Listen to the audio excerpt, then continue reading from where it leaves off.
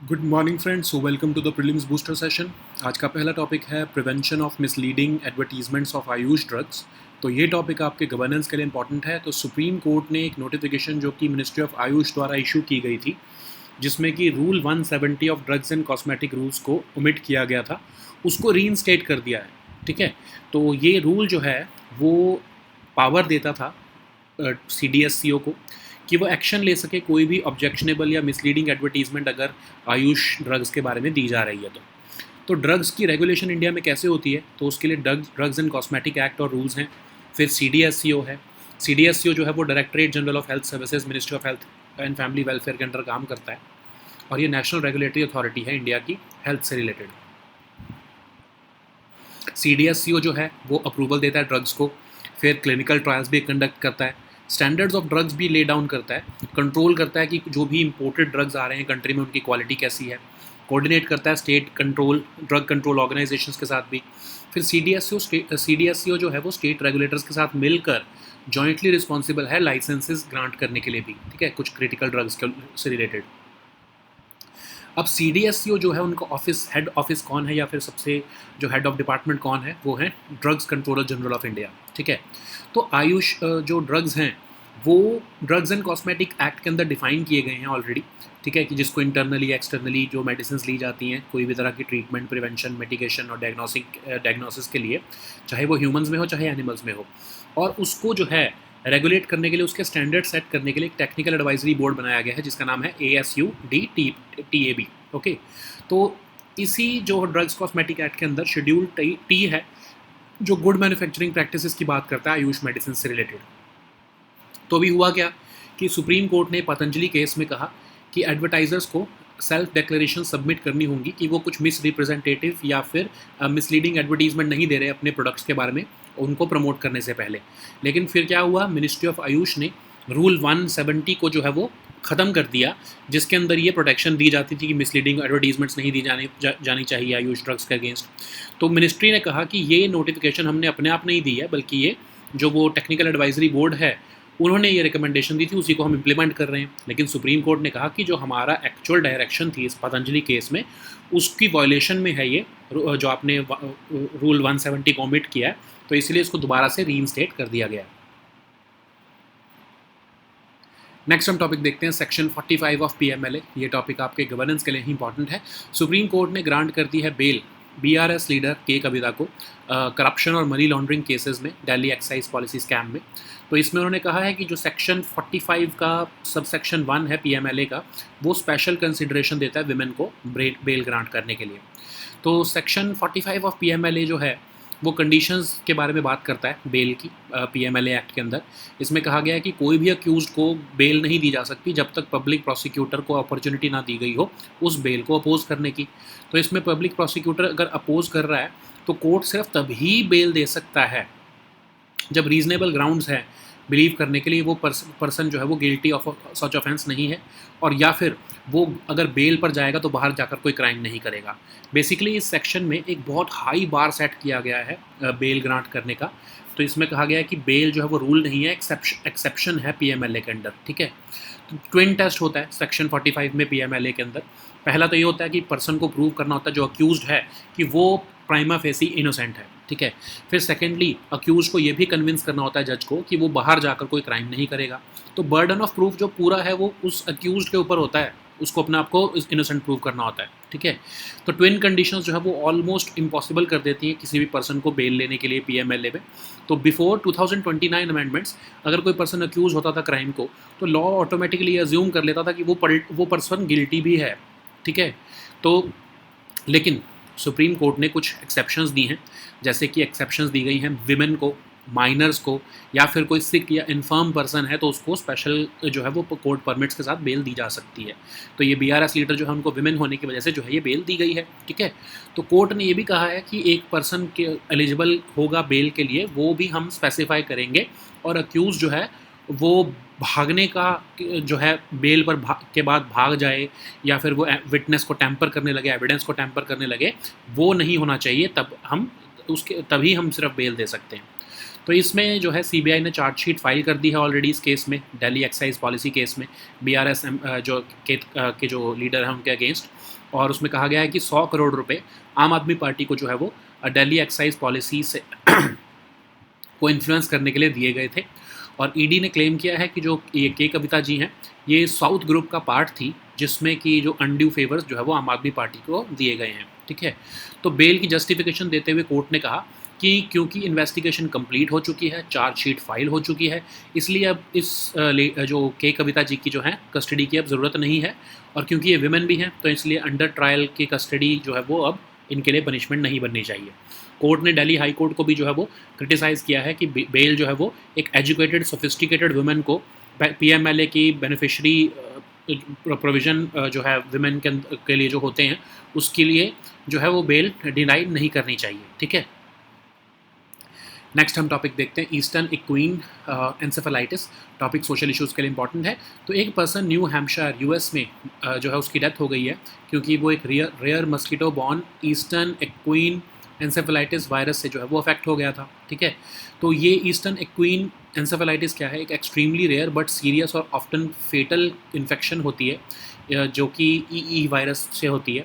ये जो है इन्फ्लेमेशन ऑफ द ब्रेन कर देता है और ये वाइड रेंज ऑफ एनिमल्स को भी इन्फेक्ट कर सकता है, जैसे कि और ये कैसे होता है, ये कैसे ट्रांसमिट होता है, बाइट ऑफ इन्फेक्टेड मस्कीटोज से, ठीक है। तो ह्यूमन केसेस बहुत रेयर होते हैं बट अगर हो जाते हैं तो बहुत सीरियस इलनेस होती है इसमें। सिम्टम्स जनरली 4 से 10 दिन के बाद जो है वो मस्कीटो बाइट के अपेयर होते हैं। और इसमें होता क्या है कि सडन ऑनसेट ऑफ हेडेक होने लगेगा, हाई फीवर होने लगेगा, चिल्स होने लगेंगे, वॉमिटिंग होने लगेगी जिसकी वजह से डिसोरिएंटेशन, सीजर जो है, इन्फ्लेमेशन ऑफ द ब्रेन होना, इवन पर्सन कोमा में भी जा सकता है। तो 30% इसका फर्टिलिटी रेट होता है, मतलब 30% लोग जो इससे इल हो जाते हैं वो मर जाते हैं। तो कोई वैक्सीन इसको प्रिवेंट करने के लिए अभी तक नहीं बनाई गई है, ओके। नेक्स्ट हम टॉपिक देखते हैं क्वाजार। ये टॉपिक आपके साइंस एंड टेक के लिए इंपॉर्टेंट है। तो यूरोपियन सदर्न ऑब्जर्वेटरी की वेरी लार्ज टेलीस्कोप द्वारा एस्ट्रोनॉमर्स ने एक क्वाजार को आइडेंटिफाई किया है जिसको कहा गया कि ब्राइटेस्ट ऑफ इट्स काइंड है। तो क्वाजार क्या होते हैं, extremely active luminous type of active galactic nucleus. और ये बेसिकली एक सुपर मासिव ब्लैक होल होते हैं जो कि एक्टिव या होते हैं और फीड कर रहे होते हैं एक सेंटर ऑफ अ गैलेक्सी पर। तो एक तरह से हम ये कह सकते हैं कि सभी तरह के क्वाजार्स एक्टिव गैलेक्टिक न्यूक्लियस होते हैं, लेकिन सभी तरह के एजीएंस जो है वो क्वाजार नहीं होते हैं, ठीक है। क्वाजार बेसिकली शॉर्ट फॉर्म है क्वाजी स्टेलर रेडियो सोर्स की, ठीक है। तो क्वाजार्स जो होते हैं इंटेंस सोर्सेज ऑफ एक्सरेज भी होते हैं और विजिबल लाइट भी होते हैं, बहुत ही ल्यूमिनस होते हैं, पावरफुल होते हैं, वाइब्रेंट ऑब्जेक्ट्स होते हैं यूनिवर्स के। तो ये कैसे फॉर्म होते हैं उसको आपको जानने की ज़रूरत नहीं है, बट अगर कोई इंटरेस्टेड होगा तो इसको पढ़ सकता है, ठीक है। तो ब्राइटेस्ट क्वाजार्स जो है वो अगर हम देखें तो सारे जितने भी स्टार्स हैं उन सबको गैलेक्सी में आउटशाइन कर देते हैं, इतने ज़्यादा ब्राइट होते हैं। नेक्स्ट हम टॉपिक देखते हैं न्यूक्लियर पावर ट्रेन्स। ये टॉपिक आपके साइंस एंड टेक के लिए ही इंपॉर्टेंट है और इन्वायरमेंट के लिए भी इंपॉर्टेंट है। तो इंडियन रेलवेज़ ने प्लान किया कि वो न्यूक्लियर एनर्जी को अडॉप्ट करेंगे, एक पार्ट ऑफ ग्रीन इनिशिएटिव जिसमें कि वो नेट ज़ीरो कार्बन एमिशन करना चाहते हैं इंडियन रेलवेज़ में बाय 2030। तो इंडियन रेलवेज़ जो है वो न्यूक्लियर पावर का यूज़ करेगा कैप्टिव यूनिट्स का इस्तेमाल करते हुए, अपने बेसिक कैप्टिव यूनिट्स मतलब अपने ही यूज़ के लिए सिर्फ। तो उससे क्या होगा कि जो नॉन फॉसिल फ्यूल सोर्सेज पर जो अभी रिलायंस है इंडियन रेलवेज़ की वो कम हो जाएगी।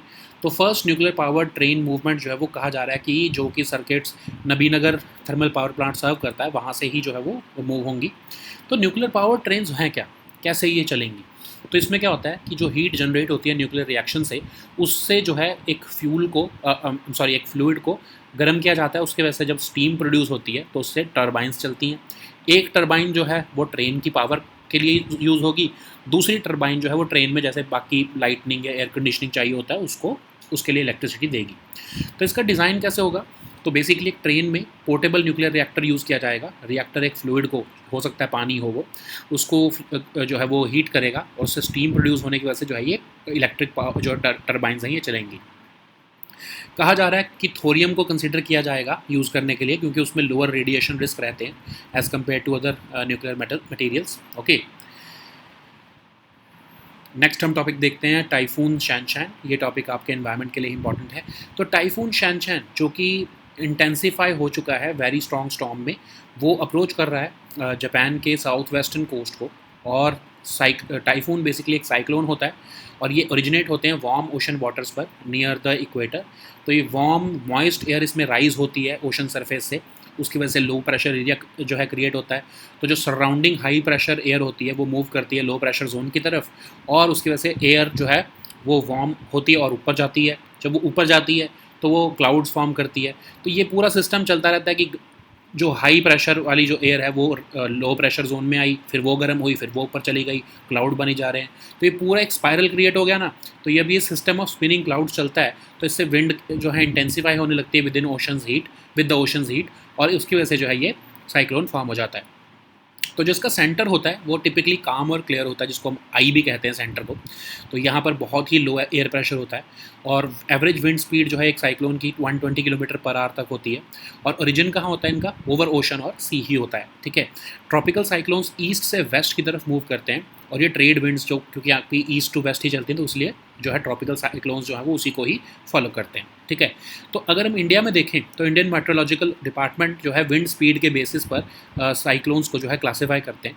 तो जैसे कि अगर विंड स्पीड सिर्फ 31 टू 49 किलोमीटर पर आवर है तो उसको हम डिप्रेशन कहेंगे, या अगर सुपर साइक्लोनिक स्टॉर्म है तो उसमें 222 किलोमीटर पर आवर से भी ज़्यादा की विंड स्पीड होती है, उसको हम सुपर साइक्लोनिक स्टॉर्म कहते हैं, ओके। तो अगर हम देखें नाम कैसे रखे जाते हैं ट्रॉपिकल साइक्लोन्स के, तो 5 रीजनल बॉडीज़ बनाई गई हैं, जैसे ESCAP, WMO typhoon committee, WMO ESCAP panel on tropical cyclones etcetera. तो इंडिया में, इंडियन ओशन में जो साइक्लोन्स होते हैं उसमें WMO एसकैप पैनल जो है ट्रॉपिकल साइक्लोन्स का, वो ही रिस्पॉन्सिबल है नेमिंग ऑफ साइक्लोन्स के लिए, okay. So now let us see all these topics in English. So the first topic is prevention of misleading advertisements of Ayush drugs. This topic is important for your governance section. So Supreme Court of India has recently stayed the notification issued by Ministry of Ayush in which the Rule 170 of Drugs and Cosmetic Rules 1945 was omitted. So this rule deals with the power to take action against objectionable or misleading advertisements about Ayush drugs. Okay. So in India, the drugs are regulated under the Drugs and Cosmetic Act of 1940 and the rules thereof of 1945, and this CDSCO is responsible for the regulation of drugs in India. So CDSCO functions under the Directorate General of Health Services, which itself functions under the Ministry of Health and Family Welfare, and this is the National Regulatory Authority of India with respect to health. So the CDSCO is responsible for the approval of drugs, conduct of clinical trials, laying down the standards for drugs, controlling the quality of imported drugs in the country, coordination of the activities of state drug control organizations. Also, CDSCO along with the state regulators is jointly responsible for granting of licenses of certain specialized categories of critical drugs like vaccine and sera, etc. Okay, so DCGI, that is the Drugs Controller General of India, is the head of department of CDSCO, and it is responsible for the approval of licenses of specified categories of drugs. Okay. So what is Ayush? So Ayush has been defined by Drugs and Cosmetic Act, and it is basically those medicines which are used internally or externally to treat, prevent, mitigate or diagnose any diseases or disorders in humans or even animals. So this act also, Drugs and Cosmetic Act also establishes the Ayush Technical Advisory Board, which sets the standards for these drugs. Okay, so Schedule T or under the Drugs and Cosmetic Act basically describes the good manufacturing practices related to Ayush medicines. Okay, so what has happened recently is that in May 2024, in Patanjali case, the Supreme Court directed that advertisers should submit self-declarations that they are not misrepresenting or making false claims about the products before promoting them in the media. But what happened is that in July, Ministry of Ayush notified that Rule 170, which deals with the punishment of such misleading advertisements, was made no longer operational. So Ministry said that we have not taken this decision unilaterally. In fact, it was recommended by the Technical Advisory Board. But Supreme Court said that you are violating the court's judgment in the Patanjali case, and this missing or omitting of this Rule 170 of the Drugs and Cosmetic Rules would run contrary to the directions of the court. So the next topic is Section 45 of PMLA. This topic is important for your governance section. So Supreme Court has recently granted bail to BRS leader K. Kavita in the graft and money laundering case related to the Delhi excise policy scam. So this uh, bail has been given because under Section 45 subsection 1 of PMLA, this section allows special consideration for women, minors, and certain other category of people to get the bail, which is otherwise not very easy in Section 45 of PMLA. So this Section 45 of PMLA basically talks about the conditions set for the bail. So it states that no person who is accused under PMLA can be granted bail unless the public prosecutor has been given an opportunity to oppose that bail. Okay, so prosecutor opposes if when the public prosecutor opposes the application, the court can still give bail only if there are reasonable grounds for believing that this person is not guilty for such offense and he is not likely to commit any offense while on the bail period. So basically, this section is prescribing a high bar for granting bail, and in this particular provision, bail is not the rule but the exception under PMLA, which is otherwise not true in the IPC or CRPC. So there are twin tests for bail under Section 45 of PMLA. First, there are two conditions. First, the person who has to prove in the court that he or she is prima facie innocent of the offense, and secondly, the accused should be able to convince the judge that he would not be committing any offense while on bail. So the burden of proof is entirely on the accused to prove that he is not guilty. So there are these twin conditions make it almost impossible for any accused to get bail under the PMLA.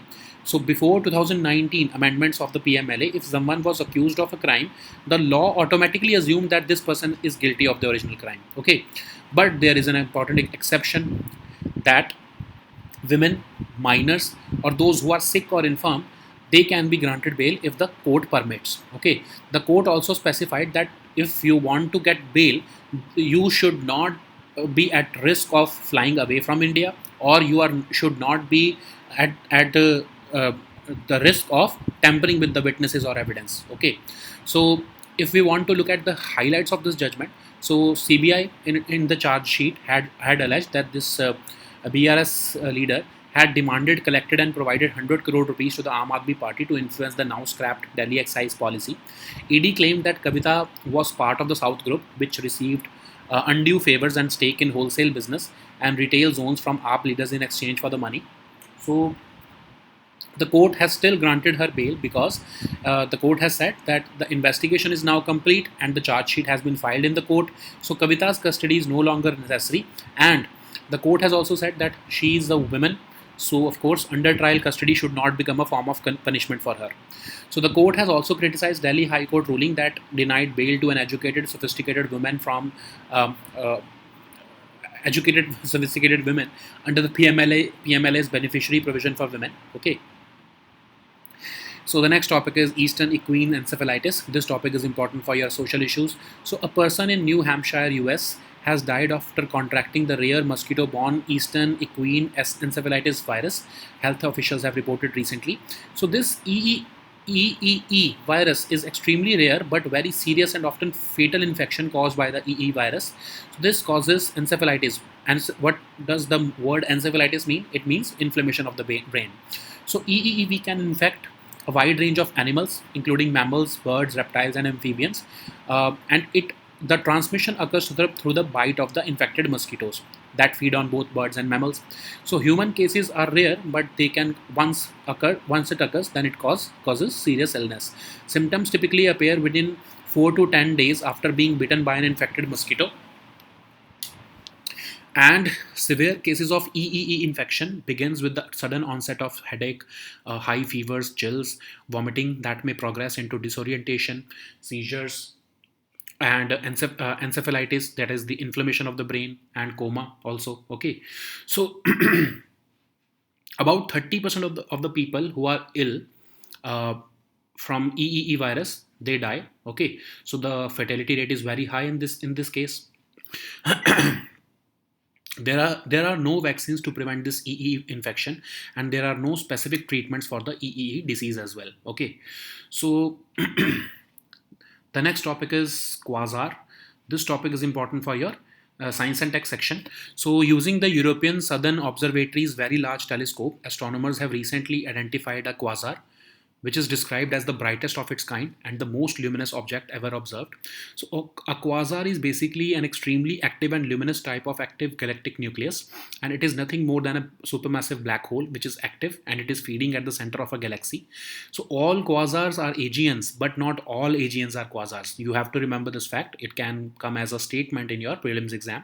So, quasar is short form for quasi a stellar radio source. So quasars are basically intense sources of X-ray as well as visible light. This is an important statement as well, and they are the most powerful type of X-ray source yet discovered.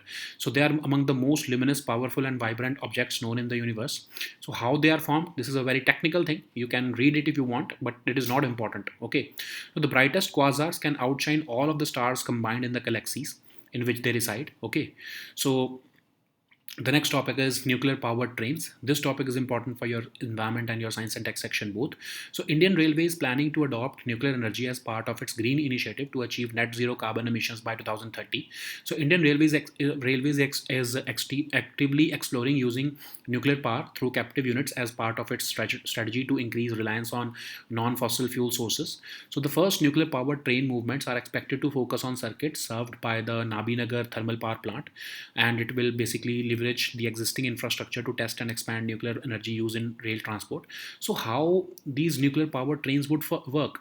So nuclear powered trains basically utilize the heat generated from a nuclear reaction to produce steam, and then this steam would basically drive the turbines. So one turbine would be there for powering the train, okay, for running the train, and the another turbine would be used for auxiliary systems like your air lighting and air conditioning in the trains, okay. So these trains basically feature a portable nuclear reactor, and this reactor heats a fluid to produce steam, and which this then powers the electric turbines.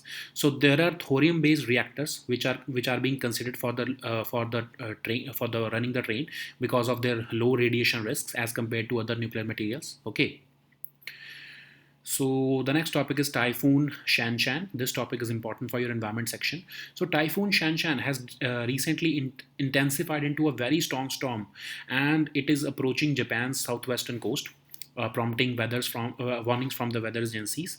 So what? How does a cyclone form? So basically, typhoon is a type of tropical cyclone. So these cyclones, they originate over warm ocean waters near the equator. So what happens is that warm, moist air rises from the ocean surface and it creates a low pressure area.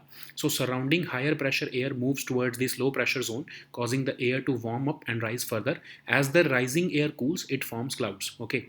So this system of spinning clouds and wind intensifies with the ocean's heat, and as wind speeds increase, an eye forms at the center, which is the very low pressure area. So the characteristics of a tropical cyclone include a calm center, which is basically the eye of the cyclone. So it is very calm and clear. The speeds can be around 120 kilometer per hour average. So these tropical cyclones, they form exclusively over the oceans and seas only. So tropical cyclones, they move from east to west because of the trade winds influence, okay, and they are seasonal. So if we want to look at the classification of cyclones, then by IMD, or Indian Meteorological Department, they classify these cyclones based upon wind speeds. So for example, the lowest one is the depression, in which the wind speeds are between just 31 to 49 km per hour. But the severe one, the most severe one, is the super cyclonic storm, which has wind speeds above 222 km per hour. Okay, so the naming of cyclone is done by one of the 5 regional bodies uh, meant for meant for a particular region. So in Indian Ocean, the WMO ESCAP panel on tropical cyclones is responsible for naming the cyclones. Okay. So these were our topics for today. We'll meet next time with new topics. Until then, goodbye and take care.